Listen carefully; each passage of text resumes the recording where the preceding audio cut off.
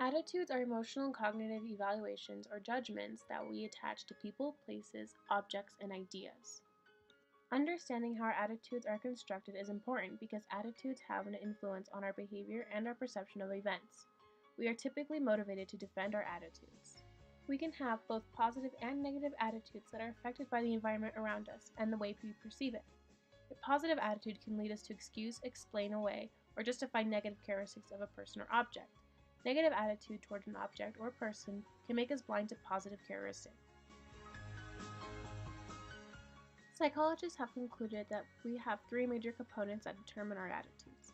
An affective component, how you feel about the person, object, or idea, a behavioral component, how you act, and a cognitive component, what you believe or think about the characteristic of that person, object, or idea. Our attitudes all contain elements of all three components, however, some may be more prominent than others. Our attitudes typically match or determine our behavior. However, psychologist Schlesinger created a theory that demonstrates what happens when our attitudes don't match our behavior. Cognitive dissonance theory, the tension we feel when our behaviors don't match, motivates us to change our attitudes to be more consistent with our behaviors. Prejudice is a strong positive or negative attitude towards a group of people that biases the way we think, act, and feel about a member of a certain group. Positive prejudice could be when extra privileges are given to a certain group or others and make assumptions about high-quality individuals from a certain group. Negative prejudice is when privileges are withheld from a group based solely on their membership to that group. Stereotypes are overgeneralized characteristics that we assign to all members of a perceived group. Some examples are: women are bad drivers, Americans are fat and lazy, and blonde women are unintelligent. Self-fulfilling prophecy is how our expectations, attitudes on a situation will affect the outcome. Harvard psychology professor Robert Rosenthal tested self-fulfilling prophecy in the school setting.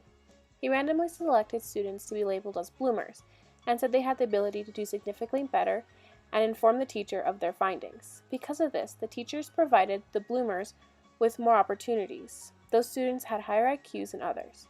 In conclusion, the teachers' attitudes towards some students affected the bloomers' performance in the academic setting.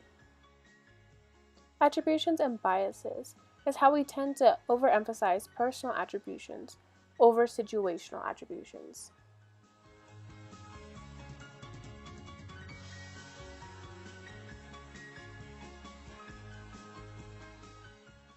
An example of attribution and biases would be this football graph. If you look at the graph for the team that won, they tend to have made about 80 comments claiming personal attributions. For example, they had heart, desire, dedication, and about 20 situational comments, such as having a good coach and a good support system. For the team that lost, there were about 50 comments blaming themselves for their loss, about 50 putting their loss on the situational attributions, being that their ref made bad calls and the football team was playing dirty.